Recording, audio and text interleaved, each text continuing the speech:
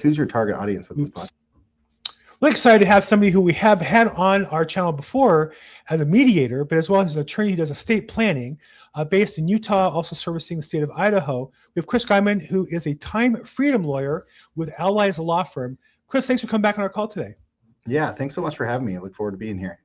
So our tagline on your website, on your law firm, is protect your family, your assets, and your future. So talk a little bit about how, as an attorney with a proper estate plan, you can help us protect all that.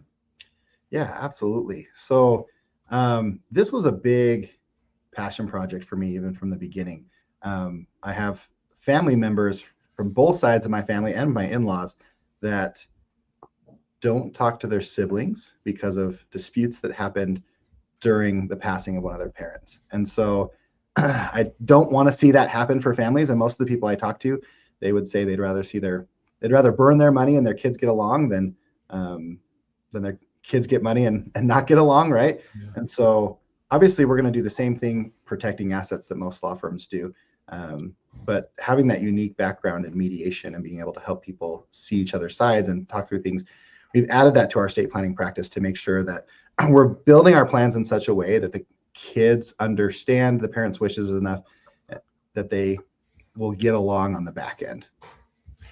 I know that one of the things you talked about both in your practice and coaching other attorneys is that the client, and the reason why you like estate planning is the client has to understand the value proposition up front. They have to understand from the beginning, this is why I'm going to get value, because we're writing a check up front and don't see the value until, they're either incapacitated or passed for the most part. So how do you effectively make that communication, and how can attorneys be better at also making that value proposition more clear? Yeah, great question. And it's exceptionally tricky with estate planning, right? Father time's batting 100%, except for a couple of unique stories in biblical verses. Everyone has passed away. Yet about half of Americans pass away without having an estate plan. So I think it's an interesting, and I think it's important for all of us, no matter what industry you're in, to understand the mindset that people are in, because everyone needs one, but no one thinks they need one right now. And so I think one of the most important parts of estate planning is helping people understand why now is so important. And why you shouldn't put it off. And so we spend quite a bit of time. Some of it can be, there are personal benefits right now, just the comfort of knowing that you're taken care of. I also like to spend quite a bit of time using our estate plans to have some of those fun conversations. For example, one of my clients, he was really big into hunting. He had a lot of firearms and a lot of memories with those firearms. And so he had built his plan out where he wanted to give different firearms to different people because of the memories he had. Well, we used this time to create his estate plan to talk to his children about the memories that they had.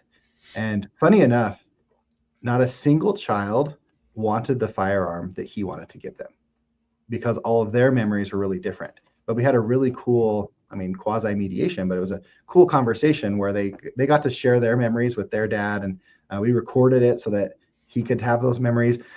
And that's what he said at the end. He's like, man, the conversation with my kids to see the memories of the things that were important to them, that was worth more than the cost of the estate plan in and of itself. Wow. And that was worth right now. So he now had that conversation and those memories that he could use the rest of his life, not just when he passed away. So doing little things like that, and whether it's firearms or cars or Disneyland trips or whatever it's been, right? Being able to have those conversations right now is such a beneficial thing to them. And then we use those memories to customize their estate plan, which allows them to carry out the cool things now, the cool memories now, make more memories now, and have the benefit later. That's been one of the biggest things for us that's helped us help people see the value of doing it now. I'm not only a little older than you, I think I'm maybe a generation older. And I look back now, and the real pleasure of my life, my wife's life, is our grandkids. We're very blessed to have 3 that live 5 blocks from us. So we see them almost every day or every other day. If I had known when I was younger, the joy of being around, having grandchildren, and then in particular to be around them geographically and then to be in their lives, I would have lived my life a lot different. And so here you're pushing people to think forward 10, 20 years. And that's so valuable. I mean, just if I'd had that conversation, I'm not sure how much I could have changed it, 20, 25 years ago. But if I had known how good it would be, we would have worked harder for it and maybe had a different, more positive outcome. Certainly not, could be worse if you focus on something. Yeah. So how do you get people, but we're also busy and we're also in the moment. How do you just get those people who come to you who are willing to spend that time? Or how do you get people to think about what do you want your life to be like 20 years from now or 30 years from now?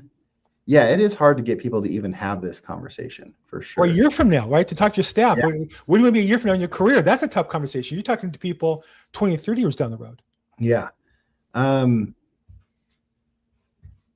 Sometimes it's easier when they've had issues, right? So we have good relationships with some mortuaries and some other people that that are helping people at the end of their life. We very rarely get a client who's at that end stage of their life from those relationships. But what we often get is relationships and introductions with their children. So, if a parent passes away or something like that, and now they're like, oh, this was really hard. That's a great time to use to get in with people. I have found a lot of our clients and a lot of the things we get are from real estate agents, financial planners, and mortuaries. But it's people like they're already having a change in their life, and that is uprooting their routines, and they're having to rebuild routines, and they're having conversations about it. Right. That seems to be one of the best times where we can then get in. The importance, though, is then helping these professionals understand why it's important to have an estate plan. My favorite are actually real estate agents. I was a real estate agent before law school, so I may be biased a little bit here. But when someone buys and sells a home, it's really helpful for them to understand why that home should be put into a trust. Now, they may have tight finances depending on what home they just got into, right?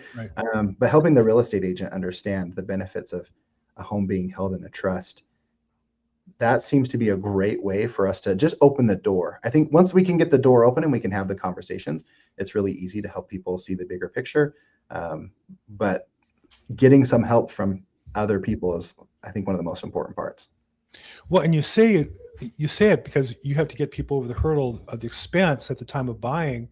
Yeah. And while it's true for a first-time home buyer who's putting no money down or 3% down, if it's a VA loan, no money down, 5% down, yeah, that's a lot of money. But for a trade-up buyer in particular, where they're putting 20, 25% down or more, the cost of the estate plan is about the same as one of the realtor commissions or less. In many cases, a lot less. Yeah. It's about the same cost as the escrow and title, which you use to protect your interest in the property. Why would you not want to protect it in the tax and the transfer process, or if you're incapacitated as well? And so to me, it's hard to get people to act at that time because they're so busy. Buying and selling a house is so time consuming. And I would say to them, look, even a bad plan, completed, we can take title in it. You can always restate the plan, but now you recorded, you have title insurance, and at least you've got started in the process. Mm-hmm. Now I know as an attorney, you can't agree with that, for the record. I get that. But as a real estate agent, I would say get any plan with a trust recorded, and then you can always go to an attorney and restate it. And yeah, it's work and there's some more money involved, but now you're recorded and it's done. So, talk a bit about, how do you advise somebody by the time they're looking to buy a house, it's probably too late to start a plan. If they're getting on the market to sell, if they're in escrow, it might be too late for them to manage. Well, they should do it. I know it's asking them a lot because I asked them to sign 2 million pages of disclosures. So what's your advice for people who are in those positions, buying and or selling at that time they're in a transaction? Yeah. We do have systems to get their estate plans done pretty quickly. We've gotten them done in just 2 or 3 weeks. So if they're already under contract, that may be too short of a timeline, but you'd be surprised how quickly we can get them done when we need to. Funny enough, though, I've actually found the best time is when they're done and they're moved in. That seems to be the time that we have the conversation. And I think that's when they're like, okay, I've done this. I now have this asset. And they've worked so hard to get it that it's great to have the conversation of, hey, you don't want to lose that. Right. All that work you just did, it's time to protect it. And right. So a lot of the time I'll actually work with real estate agents. When people close, most real estate agents will bring them a closing gift of some sort. And I've worked with a lot of real estate agents to not just give a cutting board or something cool with their logo on it that people won't throw away, but to provide valuable information on the next steps. This allows the real estate agent's representation to be more valuable. It's like, hey, not only did I help you buy your house, but I'm now going to help you with all of the next steps. With one agent specifically, what we did is like, we went and said, okay, if you're buying a used home, it's probably worth changing the locks. You don't know if they gave you all of the keys. Correct. And you may not want some random person coming in, right? And so I worked with a local locksmith to put together an offer where they gave a 10% off of the cost to re-key the home. So what the real estate agent did is they went in and said, okay, you need to, like, you should probably consider changing your locks. Here's a discount on locks. You should probably, and we just kind of went through all the things that people should do when they buy or sell a home. And then at the end, one of the things we did was a full page on, now that you own a home, you really should consider how you're protecting it, especially if you have kids. And we did a kind of a one-page information on estate plans, and then we offered a discount on the estate plan as well. That's by far one of my favorite ways of doing it, because I think that's when the people are at the right mindset to start doing some of these things. I'm almost exclusively a listing agent, so I don't really work with buyers on properties, or if I do, it's usually investors. Mm-hmm. But that said, if I was selling a house for $1 million and up, I would definitely get some local estate planning attorney and either write them a check for a discount or negotiate some sort of a discount or get a free consult, because you're absolutely right that the job, it puts you in a position. I'm not just a realtor based on who puts out the best cookies and balloons for open houses. Mm-hmm. I'm the realtor who's helped you get in this property, and I'm going to help you stay there and maximize the value in the long run. And so I think that's some fantastic advice. In fact, I enjoyed it so much I kind of lost track of when to go with the next question. No, I got it. Okay, so the next question I have for you, along the same lines, is people create a trust. If they're buying a house, obviously it's a little more obvious it's going to get funded. But when they do it afterwards, or when they do it unrelated to any transaction, from where I sit, the biggest challenge is getting the trust funded. Mm-hmm. The companies who do the online trust will never give you the stat. They have it because they're all about metrics and numbers. I'm going to say, and I've said it publicly, nobody's challenged me, 90% of people who buy online, do-it-yourself, inexpensive trusts don't fund the real estate and or other assets into the trust, which makes it, I won't say worthless, but worth a lot less. Maybe it's worthless, maybe it's worth negative, who knows? But it's always not worth what you paid for it. So as a practitioner, what do you do? Because your value is limited or zero until they put the stuff in the trust, with houses and the guns or the bank accounts. What do you do to help your customers make sure they get to the finish line instead of spiking the ball on the 5-yard line? Yeah. And you're 100% right. One of my first cases early on in my career was a woman that it was second marriage for both her and her husband. And he really wanted to make sure she was taken care of while she was alive. But obviously he wanted to make sure his assets ended up going to his children, not her children, after she passed away. So he spent a significant amount of money creating a very customized, unique trust that would hold all of his assets in trust for her benefit, including their home, while she was alive. And then when she passed away, it would go to his children in equal shares. Beautifully drafted trust. One of the best I've seen. Angels weeping, rainbows, stars shining. It really was. Yeah, it really was a beautiful trust, never funded. And so when he passed away,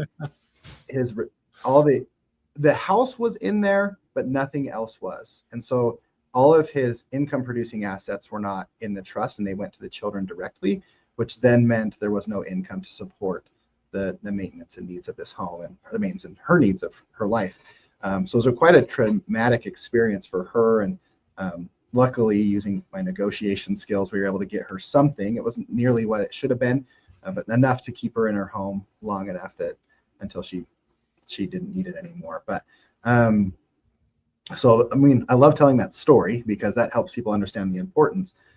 Internally, though, as an office, we have relationships with both financial planners and a title company that we make sure that we can either do it for them or we walk them to these people We actually meet with the title company, with them, and with the financial planner with them to make sure that they go and make sure that all the assets get funded properly.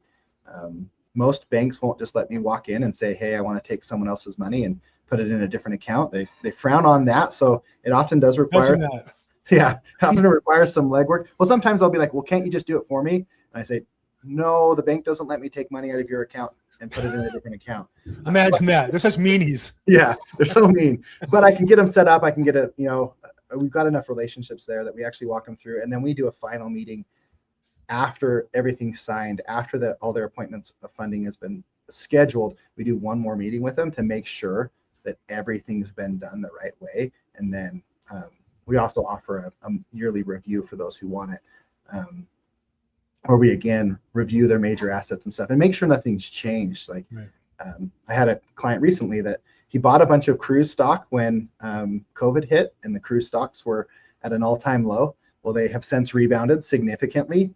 And he just had a bunch of stocks sitting in a Fidelity account with no funding for it whatsoever. So at first it was just kind of a funny little side thing, but it had grown into a sizable asset and he hadn't funded it properly.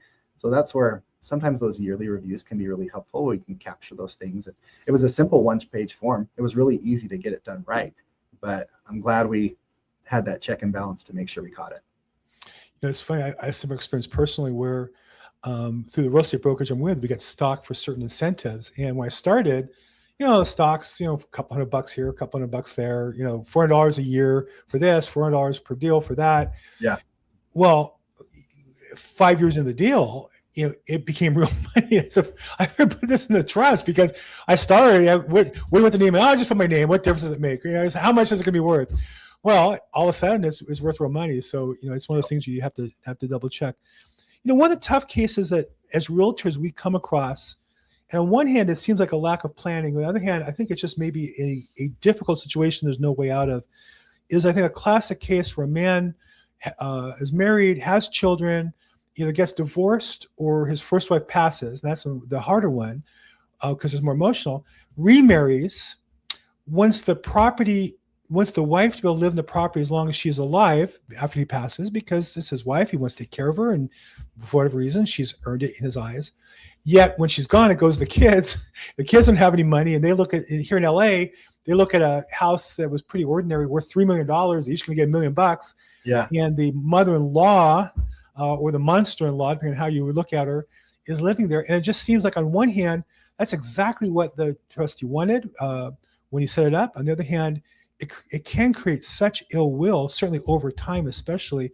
Any special solution, or is that just about communication up front and letting people know that's what dad wanted? Yeah. And it is tricky because at the end of the day, dad should get to choose how he spends his money.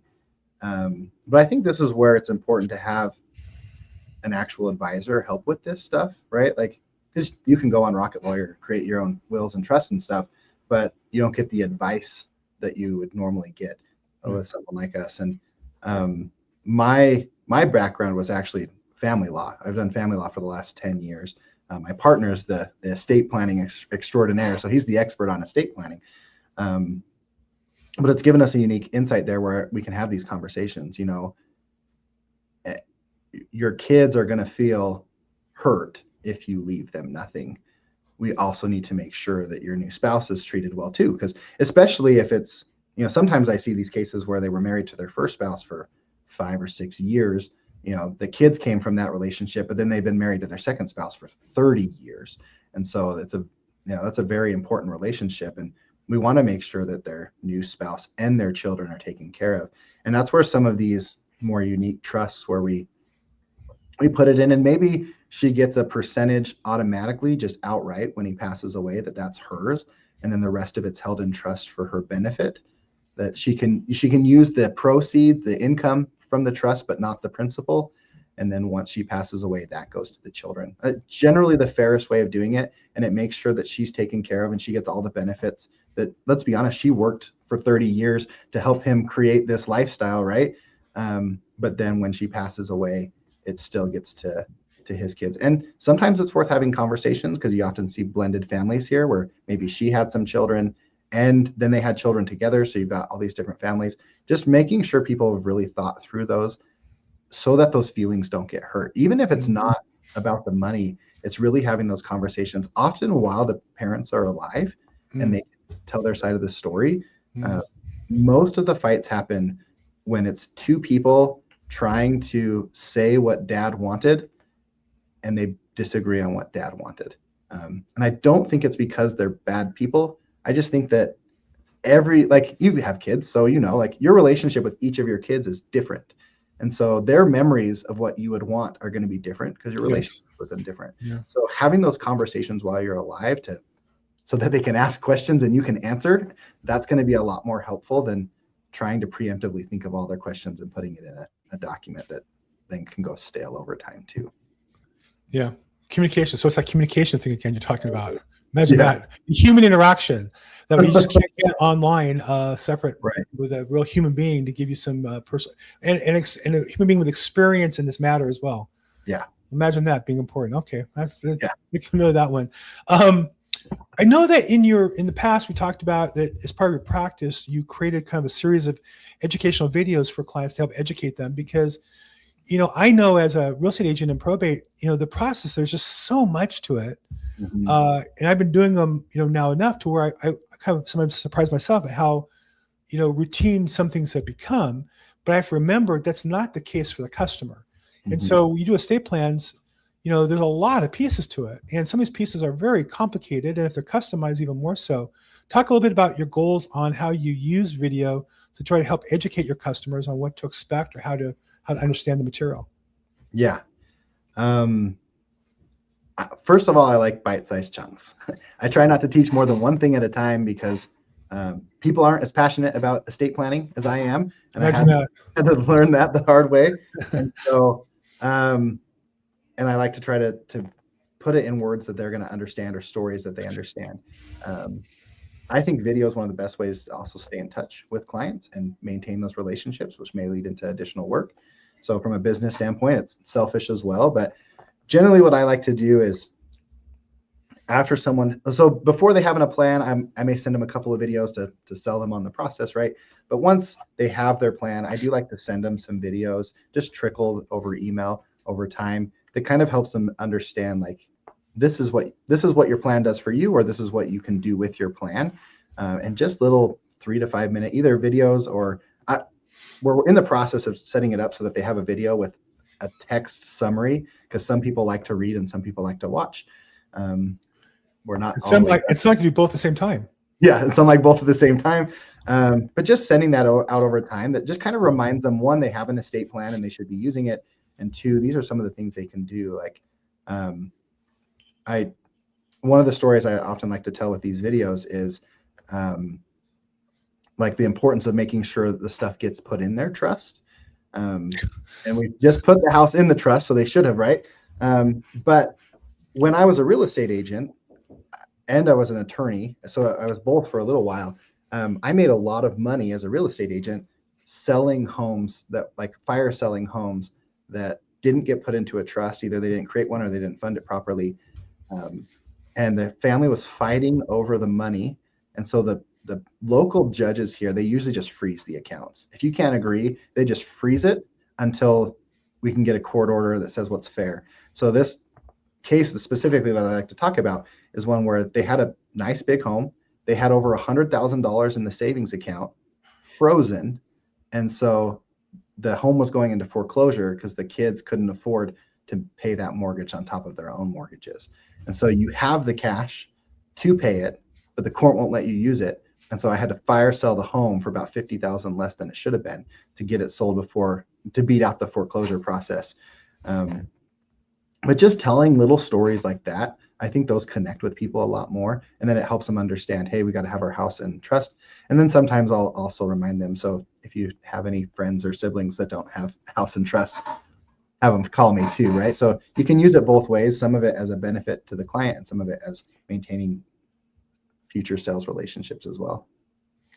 So I know you're, well known in the attorney world in that you do also coaching or consulting or some sort of a program to help attorneys on their business side. Yeah. Obviously, that's a separate business and will make you better at your primary business. But also, I imagine that would position you well for referrals from attorneys nationwide as well. Yeah. Not that Utah and Idaho aren't great states, but they're not the most populous. Yes. But I imagine there must be some crossover where people own assets in multiple states and need an attorney to write a plan or help accommodate. Is that part of your business? I would imagine that part also is growing given changes in population shift, as well as I think the growth of Idaho as a tech center. Yes, absolutely. Yeah, the Time Freedom Lawyers is the name of that coaching program, but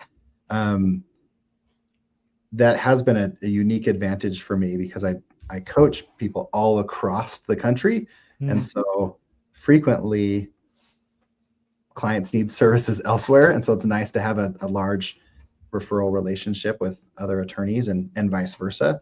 And yeah, I think you're right. I think people are a lot less stationary than they used to be. Like my mother-in-law, she lived in the same house from the time they got married until now, so they've owned that same house for 40 plus years.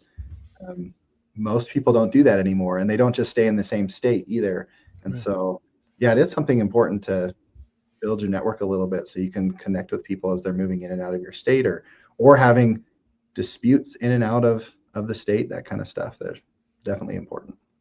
And I imagine you're also dealing with professionals who, like you, are entrepreneurs, business people, whether it be wealth management or accountants, other people refer business to estate planners like you. So talk a little bit about how do you balance kind of the practitioner of law, which is obviously an important part, and you're obviously very well qualified to do it, versus, say, the CEO of the business, which involves not even just law, but other, the business of the law as well as other businesses in your case. So talk about how do you find the right balance? Is that just think personal based on your mood and you get to follow what you enjoy doing, or do you have a purposeful, strategic split of your time? Yeah. I'm a junkie for the business side of all businesses, not just the law firm or the coaching, but I was literally at basketball last night, helping one of the people I was playing with start a service-based business last night when we were on the bench. So I will talk your ear off about business anytime you get. So most of my time is spent on the business side because I love it.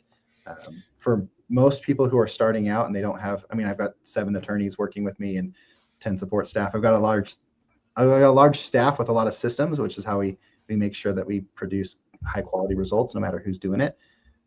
Before I got to this stage though, I find that the best thing you can do starting out is spend about half of your time working on the business as the business owner and half of your time working in the business as the doer of the services. So as an attorney or real estate agent or whatever you are, that nice balance of working on the business and working in the business seems to generate enough income while still having enough time to make sure you're building a system that's going to produce good quality results and a lifestyle that you want. Like that's, for me, one of the most important things is the lifestyle.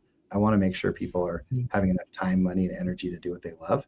And so that seems to be the right balance. And it also kind of lets you know what you need to do next. Because if you have more work as the technician, as the lawyer, as the realtor, than you can do in 4 hours a day, that's a really good sign that you need to hire people to help you. And if you don't have enough work, that's a really good sign that you need to buckle down and do some more CEO work. So it not only kind of creates the lifestyle you want, but it kind of tells you what you need to work on next too. So it seems to me that there's the challenge for most people is they know they should do more CEO time, i.e. business development, but it's so easy to kind of drag out in my case, realtor work, or in attorney's case, the attorney work. You can drag it out. You can research a petition, for an extra 6 hours to feel like you got something done, when in reality, if you could have done better quality work, perhaps in 2 or 3 hours, and then taking the extra time to go out and do that. So do you literally block out the day that way? I know with attorneys it's difficult because you have hearings and mediations and appointments and such that kind of make your time blocking challenging. How do you enforce the discipline of that 50-50 rule, or how do you recommend other attorneys struggling with that or other business people to deal with that? Yeah. Yes, I build an ideal calendar first. And I don't like just that. my work day. I love that concept. Ideal calendar as a realtor. I learned that early on. It just changed everything. Mm-hmm. I'm sorry, but just for those listening, whether you're an attorney or accountant, a wealth planner, a real estate agent, I think you should have the ideal calendar clear in your mind and work towards that. Yeah. And I build out my entire day, like from when I plan on waking up to when I plan on going to bed. Because not that I'm going to do that ideal calendar every single day. Each week at the beginning of the week, I plan out the week. I pull up my ideal calendar. I pull up my actual calendar, and I move things around to make sure that I balance things. But I like having my entire day on my ideal calendar, because when stuff comes up, it's really helpful for me to know what it's going to cost me to do it. Yes. So like this podcast, right? This was not normally on my calendar. So when I had the opportunity to come here, I got to pull my calendar up and say, okay, what am I going to give up? Technically, my kids are not in school today, so I normally don't work on days like this. So normally I would have just not scheduled it today. But my wife and kids are doing an activity that I don't need to be at, and I didn't want to be at. So I ended up getting this day back. It was almost a free day for me. So in the end, this didn't cost me anything. But I think it's really important to know what things are going to cost you, because when people call and say, hey, do you have 15 minutes? The answer is yes, but it costs you something. Is it sleep? Yeah. Is it time with your family? Is it eating healthy meals? Like, what is it costing you? Or is it income producing activities, right? Yeah. If you're doing it during the business day and you end up spending an hour on the business like this, if you don't have your plan built out, you're either not making money or you're not doing something else. So I like building it out that way. And obviously I do a lot of these things because I love them. And I'm not saying you shouldn't, but it really helps me know what things actually cost, instead of just having an opening on my calendar and be like, yeah, I can do Thursday. My calendar's over here, so you can see me looking, but yeah, I can do Thursday, and you don't actually realize what you're giving up. So ideal calendars. And then at the beginning of the week, I plan out my week and I move things around and actually block off my on the business time to ensure that I'm doing enough of both. You know, the weekly calendaring is there's a book on that, Getting Things Done, by David Allen. Yeah. Phenomenal. He has a great YouTube speech he does, one at Google and one at Claremont College. Anybody who wants to watch that, but really life-changing for me. I'm controlling my calendar. And for those who watch this podcast, you know, I do these because I average 100 of view hours per hour spent on the podcast. And so I looked at the numbers and said, as long as I get to 10 hours, I know that that's an effective use of my time. When I start getting to 100 hours average, I said, well, I should do this anytime I can, that I'm learning and enjoying it, as well as somebody who can, you know, help build my platform. And so you have to calculate these things. I don't just do it whenever. I have a structured time when I'm allowed to do these kinds of activities, just like Krista. So I think it's really important to have those kind of limits and structures to your time, just for peace of mind and just for, you know, stress reduction. Speaking of which, we've gone a little over here. You're just a fascinating person to talk to. I've really enjoyed each time we've had a chance to get together. I just want to thank you for not just the good work you do, but also I think the education you provide to my platform, real estate agents, attorneys around the country on estate planning. I know if people want to get a hold of you, we have your contact information down below. And it's allieslawfirm.com as a website, allieslawfirm.com. And the phone number is 435-248-2230. Chris, thank you so much for the time today. I really appreciate you. And also, if you want to go on his website, allieslawfirm.com, you can go there, schedule a consult, and all the contact info. Chris, thank you so much for your time today. I really appreciate all you do and educating us today on both estate planning and the business of law. You bet. Thanks for having me. Thank you. And for the rest of you, this was Estate Planning Weekly. We do this every week, talking to mostly estate planning practitioners, oftentimes vendors, to help us be more effective with our clients and be more effective in the process. If I can help, I'd love to get your comments, subscribe, like, but more important, put a comment down. If you're an attorney who wants to be interviewed for this, put your information in as well. We're always looking for good people to meet. If I can help in any way, I'm at Bill Gross Probate on social media. As always, make today your best day ever. Thanks so much.